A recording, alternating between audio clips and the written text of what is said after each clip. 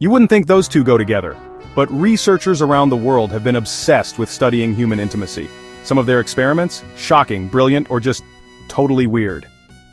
At Stanford University back in the 90s, they studied what happens to the brain when people watch adult films. They found extreme brain activity, stronger than food or money stimuli. Some participants said they felt addicted after just one session. At the Kinsey Institute in the 40s and 50s, Alfred Kinsey asked thousands of people about their private lives. He discovered how common taboo desires really were. His research changed how we talk about sex, and made the FBI watch him. In Germany, couples actually had sex inside an fMRI scanner. Yes, really. Scientists wanted to observe what love and orgasm look like on a brain scan. It was tight, loud, and yes, they published real data from real couples. At the University of Quebec, researchers tested over 600 people to measure what kind of content makes people respond physically. Some of the results? Well, people were actually more aroused by emotional connection than by graphic scenes. And here's a surprise: slow burn beats explicit.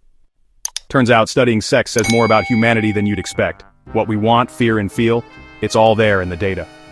Would you ever volunteer for a study like this? Like, share, and follow for more real stories at the edge of science and human nature.